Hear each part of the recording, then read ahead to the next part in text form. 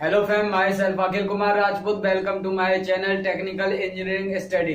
आज के वीडियो में हम लोग पढ़ने वाले हैं नेस्टिंग ऑफ फॉर लूप्स। तो आज के वीडियो में हम लोग पढ़ेंगे nesting of for loops. Nesting of for loops का यूज करके हम लोग कौन कौन से प्रोग्राम बना सकते हैं। तो नेस्टिंग ऑफ फॉर लूप का यूज करते हुए हम लोग पैटर्न से रिलेटेड जो जितने भी प्रोग्राम होते हैं पैटर्न प्रिंटिंग वाले, उन सभी प्रोग्राम्स को डेवलप कर सकते हैं नेस्टिंग ऑफ फॉर लूप्स के थ्रू। तो आज का हमारा टॉपिक है nesting of for loops. Nesting of for loop. तो सबसे पहले आपको मैं बता दूं कि नेस्टिंग ऑफ फॉर लूप्स होता क्या है। तो नेस्टिंग ऑफ फॉर लूप्स से मतलब होता है कि एक लूप के अंदर कोई दूसरा लूप हम लोग चलाएं। जैसे हमने एक फॉर लूप यूज कर रहे हैं, उस फॉर लूप के अंदर कर्ली ब्रेसेस के अंदर हम यदि दूसरा फॉर लूप यूज कर रहे हैं, इस प्रोसेस को हम लोग कहते हैं नेस्टिंग ऑफ फॉर लूप। जैसे हम लोग प्रोग्राम में फॉर लूप का यूज करते हैं, फॉर लूप यूज किया, फिर इसके बाद पैरेंथेसिस में हमने इनिशियलाइजेशन, कंडीशन और अपग्रेडेशन या फिर इंक्रीमेंट डिक्रीमेंट दिया। फिर इसके अंदर हम लोग फॉर लूप के अंदर कुछ स्टेटमेंट्स लिखते हैं। तो हम लोग क्या करते हैं, सबसे पहले फॉर लूप लेते हैं। फॉर लूप के अंदर पैरेंथेसिस के अंदर हम लोग इनिशियलाइजेशन कर देंगे, कंडीशन दे देंगे जो भी हमें कंडीशन देनी होगी, फिर इंक्रीमेंट डिक्रीमेंट का यूज कर लेंगे। फिर यदि हम इसी फॉर लूप के अंदर किसी दूसरे फॉर लूप का यूज कर देते हैं, तो इसी चीज को हम लोग कहते हैं नेस्टिंग ऑफ फॉर लूप। जैसे कि हमने यहाँ पे क्या कर रहे हैं, फॉर लूप लिया, उसके बाद कर्ली ब्रेसेस ओपन किया, तो इसी कर्ली ब्रेसेस के अंदर हम कुछ स्टेटमेंट्स भी लिख सकते हैं, यानी फॉर लूप के अंदर कुछ स्टेटमेंट्स भी लिख सकते हैं। और इसी के अंदर यदि हमें जरूरत है तो एक और फॉर लूप यूज कर लेंगे। यहाँ भी हम लोग इनिशियलाइजेशन दे देंगे, कंडीशन दे देंगे और इंक्रीमेंट डिक्रीमेंट का यूज कर लेंगे। फिर इस फॉर लूप के अंदर भी हम स्टेटमेंट्स लिख सकते हैं। तो इस प्रोसेस को हम लोग क्या कहते हैं, नेस्टिंग ऑफ फॉर लूप्स। तो यहाँ पे क्या हो रहा है देख रहे होंगे आप, एक फॉर लूप है, उस फॉर लूप के अंदर हमने एक और फॉर लूप का यूज किया। तो जब हम किसी एक फॉर लूप के अंदर किसी दूसरे फॉर लूप का भी यूज करते हैं, तो इसी चीज को हम लोग कहते हैं नेस्टिंग ऑफ फॉर लूप्स। तो किसी एक फॉर लूप के अंदर किसी दूसरे फॉर लूप का यूज करना ही नेस्टिंग ऑफ फॉर लूप्स कहलाता है। इसी प्रकार हम नेस्टिंग ऑफ वाइल लूप भी कर सकते हैं, यानी कि एक वाइल लूप के अंदर हम दूसरा वाइल लूप भी यूज कर सकते हैं अपने प्रोग्राम में। बट आज का हमारा क्या टॉपिक है, नेस्टिंग ऑफ फॉर लूप्स। तो आज हम पढ़ेंगे एक फॉर लूप के अंदर दूसरे फॉर लूप को हम लोग किस प्रकार यूज करते हैं और उसका यूज करते हुए हम लोग अपने प्रोग्राम को कैसे डेवलप करेंगे। तो नेस्टिंग ऑफ फॉर लूप्स होता है किसी एक फॉर लूप के अंदर किसी दूसरे फॉर लूप का यूज करना ही नेस्टिंग ऑफ फॉर लूप्स कहलाता है। तो जो आपका पहला वाला फॉर लूप है, इसे हम लोग कहेंगे आउटर फॉर लूप। तो जो पहला जो हमने सबसे पहले फॉर लूप का यूज किया, इसे कहते हैं आउटर फॉर लूप, और अंदर वाले फॉर लूप को हम लोग कहते हैं इनर फॉर लूप।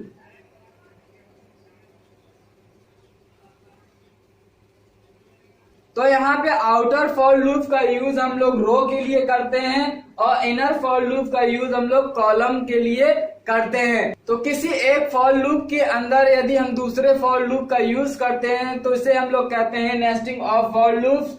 और पहले वाले बाहर वाले फॉर लूप्स को हम लोग कहते हैं आउटर फॉर लूप, और उसी के अंदर यूज होने वाले दूसरे फॉर लूप को हम लोग कहते हैं inner for loop. Outer for loop का यूज होता है रोज के लिए और इनर फॉर लूप का यूज होता है कॉलम्स के लिए। तो चलिए नेस्टिंग ऑफ फॉर लूप्स का यूज करते हुए हम लोग एक पैटर्न प्रिंटिंग से रिलेटेड छोटा सा प्रोग्राम देख लेते हैं, जिसमें हम लोग क्या करेंगे, पैटर्न को प्रिंट करेंगे। तो प्रोग्राम के माध्यम से आपको नेस्टिंग ऑफ फॉर लूप्स और अच्छे से समझ में आ जाएगा। तो चलिए स्टार्ट करते हैं नेस्टिंग ऑफ फॉर लूप्स का यूज करते हुए पैटर्न प्रिंटिंग से रिलेटेड एक प्रोग्राम। तो चलिए स्टार्ट करते हैं नेस्टिंग ऑफ फॉर लूप्स का यूज करते हुए पैटर्न्स को प्रिंट करने के लिए एक सिंपल सा प्रोग्राम प्रोग्रामिंग सी लैंग्वेज में। तो यहाँ पे हमें कौन सा पैटर्न प्रिंट करना है, आपको जो स्क्रीन पे दिख रहा है इस पैटर्न को हमें प्रिंट करना है नेस्टिंग ऑफ फॉर लूप्स का यूज करते हुए। नेस्टिंग ऑफ फॉर लूप्स में हम लोग क्या करते हैं, एक फॉर लूप के अंदर दूसरे फॉर लूप का यूज करते हैं। जो पहला वाला आपका फॉर लूप होगा उसे हम लोग कहते हैं आउटर फॉर लूप, और फॉर लूप के अंदर जो दूसरा हम लोग फॉर लूप का यूज करते हैं उस फॉर लूप को हम लोग कहते हैं इनर फॉर लूप। और आउटर फॉर लूप का यूज करते हैं हम लोग रोज को प्रिंट करने के लिए, और इनर फॉर लूप का यूज करते हैं हम लोग कॉलम्स को प्रिंट करने के लिए। तो इस पैटर्न में हम लोग देख लेते हैं सबसे पहले कि हमारे पास कितने रो है और कितने कॉलम है। तो यहाँ पे आप देख रहे होंगे 1 2 3 और 4। तो टोटल रोज कितने हैं हमारे पास इस पैटर्न में, 4 रो है, और कॉलम कितने हैं 1 2 3 और 4, और कॉलम्स भी हमारे पास 4 हैं।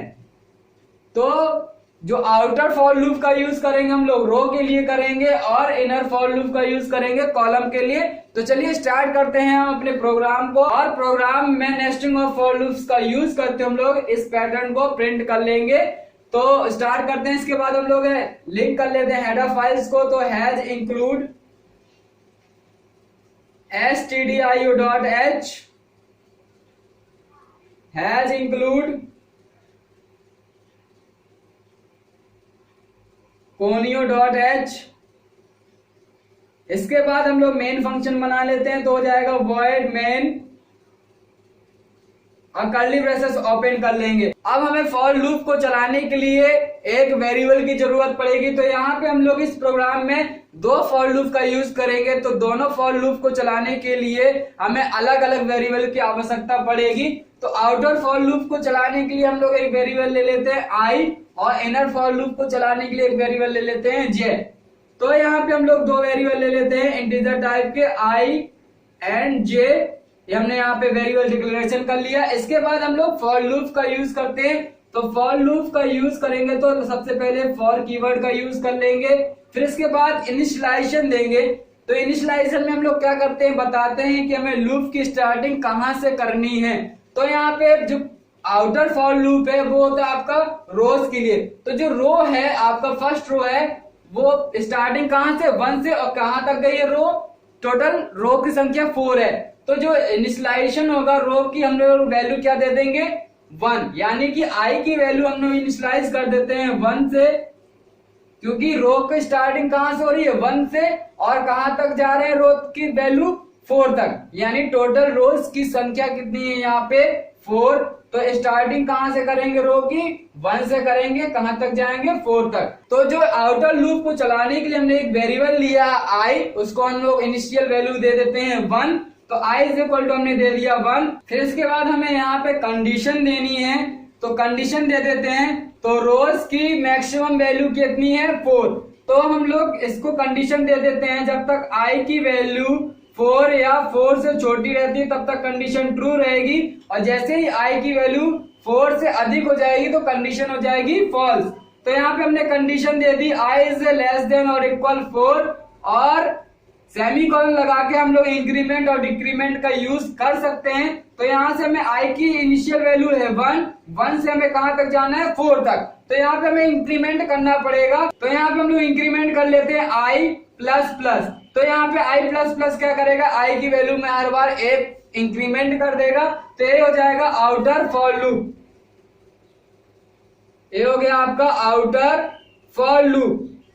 अब यदि इस फॉर लूप के अंदर हमें कोई स्टेटमेंट की आवश्यकता होगी तो हम स्टेटमेंट लिख लेंगे, और नहीं जरूरत है तो इसके बाद हम लोग डायरेक्ट दूसरा फॉर लूप यूज कर लेंगे, यानी एक फॉर लूप के अंदर हम लोग दूसरा फॉर लूप यूज कर लेंगे।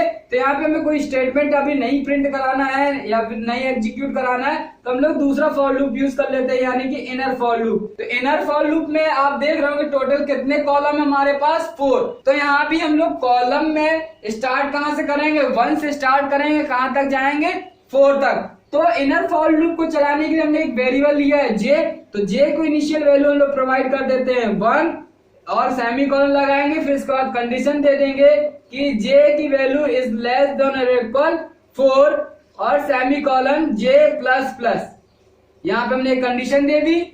तो यहाँ पे j की वैल्यू कहां से स्टार्ट हो रही है 1 से, और j की वैल्यू जब तक छोटी है 4 और 4 से छोटी है तब तक कंडीशन ट्रू रहेगी। जैसे ही जे की वैल्यू 4 से अधिक हो जाएगी कंडीशन हो जाएगी फॉल्स। तो यहाँ पे आप जो फॉर लूप के अंदर हमने दूसरा फॉर लूप यूज किया है, ये हो गया आपका इनर फॉर लूप।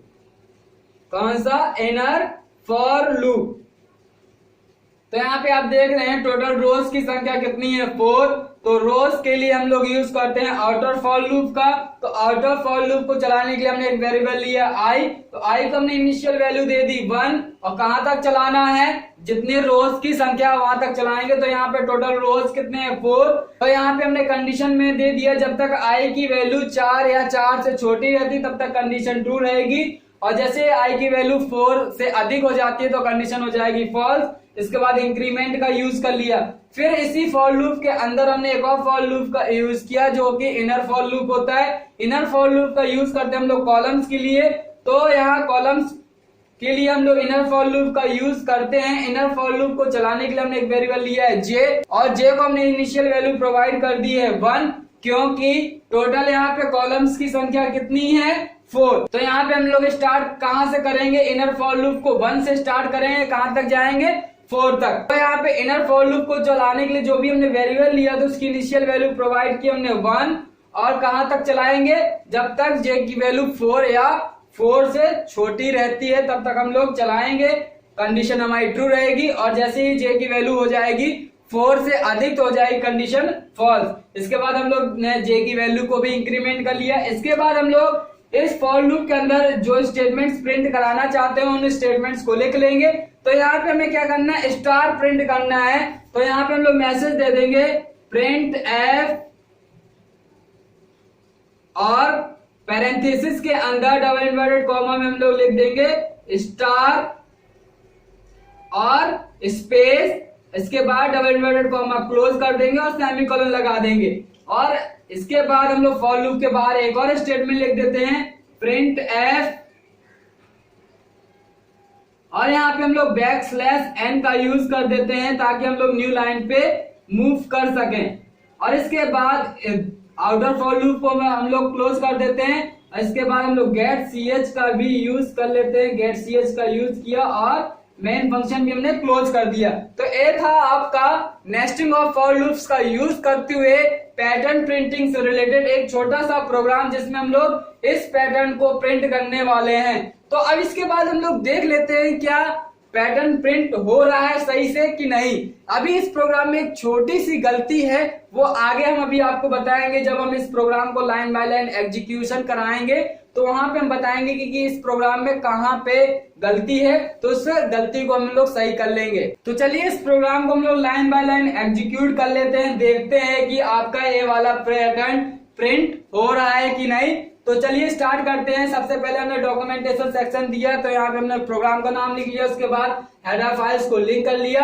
फिर यहाँ पे हमने मेन फंक्शन बना लिया void main। इसके बाद मेन फंक्शन के अंदर हमने क्या किया?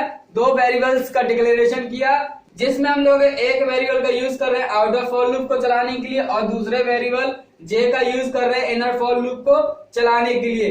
तो इसके बाद हम लोग फॉर लूप में देख लेते हैं, फॉर लूप को चलाते हैं, एग्जीक्यूट कराते हैं। तो फॉर लूप को चलाने के लिए हमने एक वेरिएबल लिया था आई, उसकी इनिशियल वैल्यू दे दी थी 1।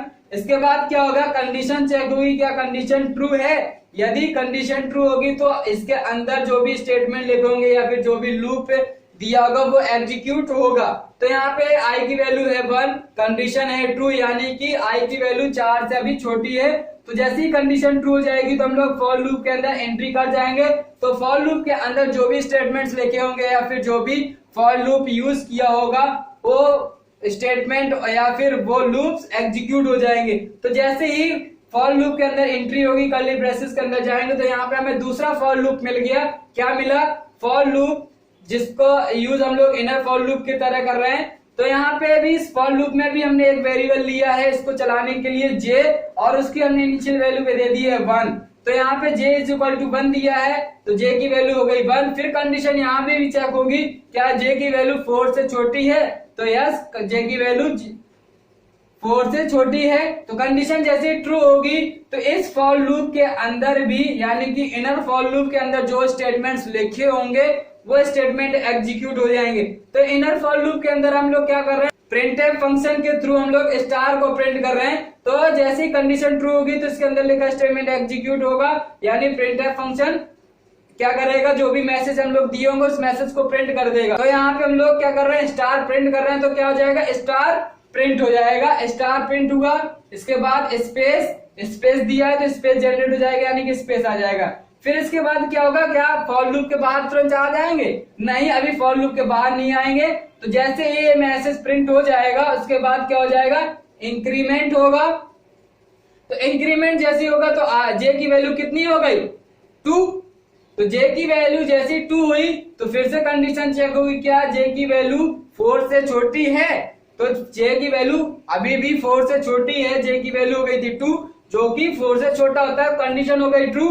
तो जैसे ही कंडीशन ट्रू होगी तो इसके बाद जो भी स्टेटमेंट्स लिखे होंगे वो स्टेटमेंट एग्जीक्यूट हो जाएंगे। तो फिर से दोबारा से क्या हो जाएगा, स्टार प्रिंट हो जाएगा। तो स्टार फिर से प्रिंट हो गया। तो यहाँ पे आप देख रहे हैं हमें प्रिंट क्या करना था, पहले रो में केवल और केवल एक ही स्टार प्रिंट करना था, बट यहाँ पे क्या हो रहा है, 2 स्टार प्रिंट हो जा रहे हैं। तो यहाँ पे हमारा ये लॉजिक हो गया गलत। मैंने आपको पहले ही बताया था, अभी इस प्रोग्राम में छोटी सी गलती है, उस गलती को हम लोग सुधारेंगे। तो यहाँ पे गलती कहाँ पे है, जो इनर फॉर लूप है उसमें हम लोग कंडीशन क्या देंगे, j इज लेस देन और इक्वल i, यानी कि j की वैल्यू i पर डिपेंड करती है। तो यहाँ पे हमने दे दिया j इज लेस देन और इक्वल i, यानी कि j की वैल्यू जब तक i के बराबर या i से छोटी रहती है तब तक कंडीशन ट्रू होगी, और जैसे ही j की वैल्यू i से अधिक होती है कंडीशन हो जाएगी फॉल्स। तो अब फिर से हम लोग इस प्रोग्राम को एग्जीक्यूट कराते हैं आउटर फॉर लूप से। तो आउटर फॉर लूप में i इज इक्वल टू 1 दिया है, कंडीशन चेक होगी, कंडीशन हो गई ट्रू। कंडीशन जैसे ही ट्रू होगी तो इनर फॉर लूप भी एग्जीक्यूट होगा। तो इनर फॉर लूप में आ जाएगा कंट्रोल। तो यहाँ पे j इज इक्वल टू 1 दिया है तो j की वैल्यू हो गई 1, और अब कंडीशन चेक होगी, क्या j की वैल्यू i से छोटी है या i के बराबर है? तो यहाँ पे j की वैल्यू है 1, i की वैल्यू है 1। तो j की वैल्यू i से छोटी तो नहीं हुई बट बराबर जरूर है, तो कंडीशन हो जाएगी ट्रू। तो जैसे ही कंडीशन ट्रू होगी तो इनर फॉर लूप के अंदर जो भी स्टेटमेंट्स लिखे होंगे वो स्टेटमेंट एग्जीक्यूट हो जाएगा। तो यहाँ पे हम लोग एक मैसेज प्रिंट कर रहे हैं, मैसेज में दिया स्टार, तो स्टार प्रिंट हो जाएगा। स्टार प्रिंट होने के बाद स्पेस जनरेट हो जाएगा तो छोटा सा, तो यहाँ पे हमने स्पेस दे रखा, तो स्पेस भी आ जाएगा स्टार के साथ। इसके बाद क्या होगा, इंक्रीमेंट होगा। इंक्रीमेंट होगा तो j की वैल्यू में 1 का इंक्रीमेंट हो जाएगा, तो j की वैल्यू 1 से हो जाएगी 2। तो अब j की वैल्यू कितनी हो गई, 2। फिर से कंडीशन चेक होगी, क्या j की वैल्यू i से छोटी है या फिर i के बराबर है? तो यहाँ पे j की वैल्यू है 2 और i की वैल्यू कितनी है, अभी i की वैल्यू 1 ही है, क्योंकि i के अभी इंक्रीमेंट नहीं हुआ है। तो अभी i की वैल्यू 1 की 1 ही है और j की वैल्यू हो गई 2। तो यहाँ से हो जाएगी कंडीशन फॉल्स। जैसे ही कंडीशन फॉल्स होगी तो इसके अंदर लिखा स्टेटमेंट एग्जीक्यूट नहीं होगा, यानी कि स्टार प्रिंट नहीं होगा। तो कहाँ पे कंट्रोल चला जाएगा, इनर फॉर लूप के बाहर। इनर फॉर लूप के बाहर जैसे आएंगे तो यहाँ पे हमने एक printf फंक्शन का यूज करते हुए \n दिया है। तो \n क्या करेगा, न्यू लाइन पे कंट्रोल को मूव कर देगा। तो अब क्या हो जाएगा, न्यू लाइन पे हम लोग मूव कर जाएंगे। फिर इसके बाद अभी हम लोग आउटर फॉर लूप से बाहर नहीं गए हैं क्योंकि कंडीशन फॉल्स नहीं हुई है। तो अभी हम लोग ओनली इनर फॉर लूप के बाहर आए हैं, अभी आउटर फॉर लूप के अंदर हम लोग हैं। आउटर फॉर लूप से प्रोग्राम कंट्रोल बाहर नहीं किया है। तो अब क्या होगा, i की वैल्यू में फिर से इंक्रीमेंट होगा।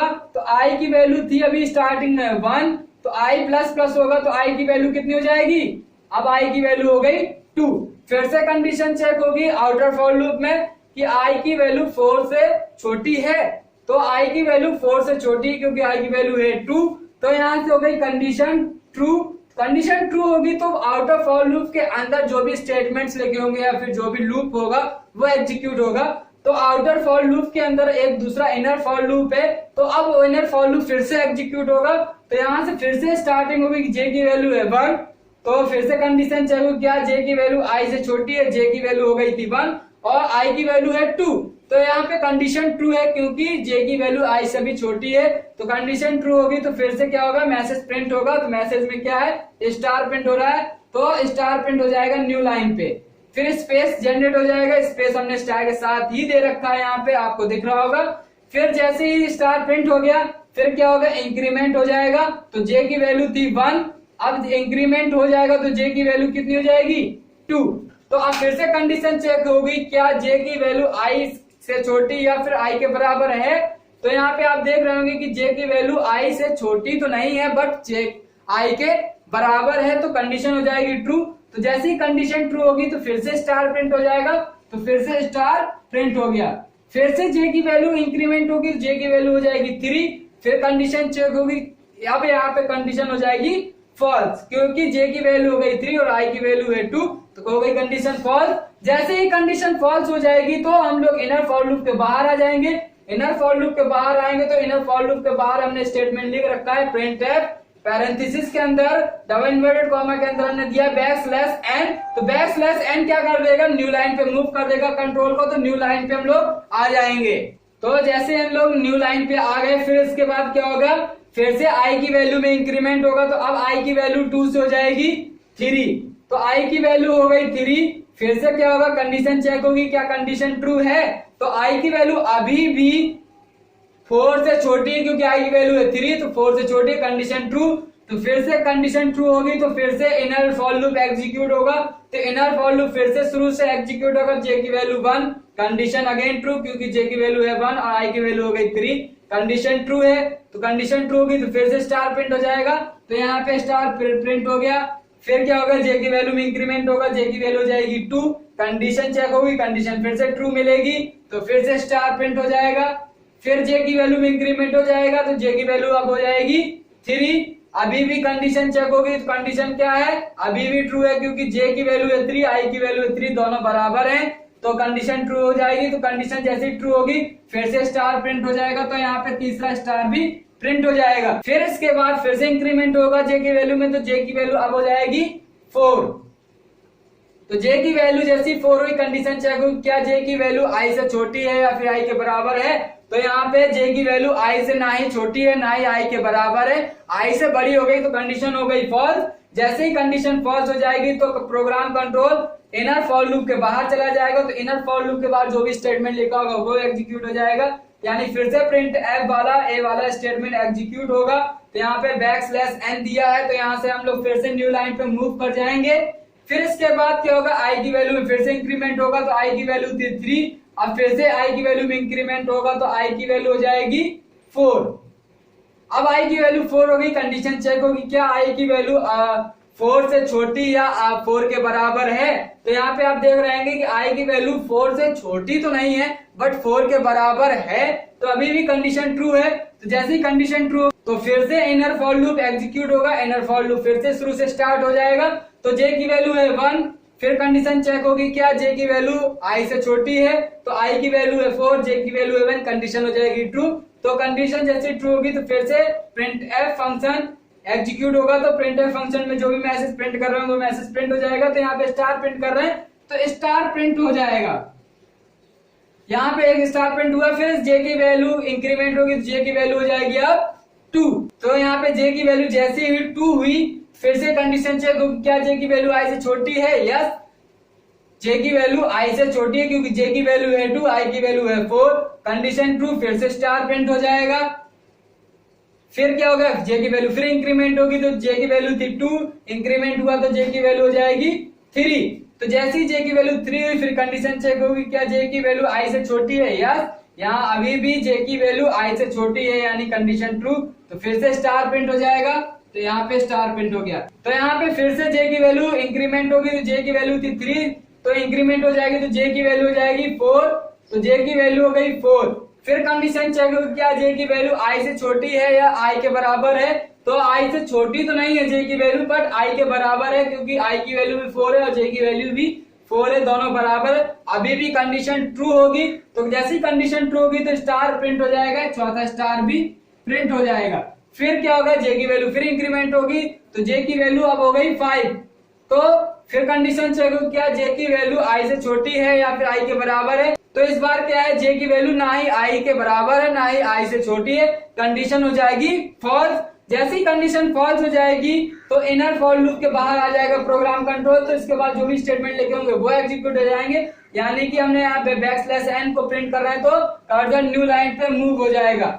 जैसे ही कर्सर न्यू लाइन पे मूव हुआ उसके बाद i की वैल्यू में फिर से इंक्रीमेंट होगा तो i की वैल्यू हो जाएगी अब 5। तो इसके बाद फिर से i की वैल्यू चेक होगी तो यहाँ पे चेक होगी क्या i की वैल्यू 4 या 4 से छोटी है। तो यहाँ पे आप देख रहे होंगे i की वैल्यू हो गई 5, तो 5 क्या ना ही 4 के बराबर है ना ही 4 से छोटा है, तो यहाँ पे हो गई कंडीशन फॉल्स। तो यहाँ पे जैसे ही कंडीशन फॉल्स होगी आउटर फॉर लूप की तो हम लोग तो प्रोग्राम कंट्रोल कहाँ पे चला जाएगा, आउटर फॉर लूप के बाहर, यानी गेट ch के पास डायरेक्ट प्रोग्राम कंट्रोल आ जाएगा। तो गेट ch क्या करेगा, जो भी हमारा आउटपुट आया होगा उस आउटपुट को रोक के रखेगा। तो यहाँ पे हमारे पास आउटपुट आ गया था इतना, तो यह आउटपुट आपको स्क्रीन पे शो होता रहेगा जब तक हम लोग कीबोर्ड से कोई की प्रेस नहीं कर देंगे, तब तक हमारे स्क्रीन पे आउटपुट शो होता रहेगा। जैसे हम लोग कीबोर्ड से कोई की प्रेस कर देंगे हमारा आउटपुट चला जाएगा और हम लोग प्रोग्राम वाली स्क्रीन पे वापस आ जाएंगे। तो ये था आपका पैटर्न प्रिंटिंग से related nesting of for loops का यूज करते हुए सी प्रोग्रामिंग लैंग्वेज में एक छोटा सा प्रोग्राम। तो उम्मीद है कि आपको पैटर्न प्रिंटिंग से related nesting of for loops का यूज करते हुए सी प्रोग्रामिंग में इस प्रोग्राम को अच्छे से समझ में आ गया होगा। इसी प्रकार और भी हम लोग पैटर्न्स को प्रिंट कर सकते हैं। तो जितने भी पैटर्न से रिलेटेड प्रोग्राम होते हैं उन सभी पैटर्न से रिलेटेड प्रोग्राम्स को हम लोग नेस्टिंग ऑफ फॉर लूप्स का यूज करते हुए प्रोग्राम्स को डेवलप कर सकते हैं। तो उम्मीद है आपको नेस्टिंग ऑफ फॉर लूप्स और नेस्टिंग ऑफ फॉर लूप्स का यूज करते हुए पैटर्न प्रिंटिंग से रिलेटेड प्रोग्राम अच्छे से समझ में आ गया होगा। यदि आपको किसी भी प्रकार का पैटर्न प्रिंटिंग से रिलेटेड प्रोग्राम में डाउट है तो आप हमें कमेंट बॉक्स पे जरूर बताएं। और यदि आपको वीडियो अच्छा लगा है तो आप वीडियो को लाइक और चैनल को सब्सक्राइब करना ना भूलें और वीडियो को जितना अधिक से अधिक हो सके शेयर जरूर करें ताकि बाकी के स्टूडेंट भी अपनी स्टडी को कंटिन्यू रख सकें। धन्यवाद।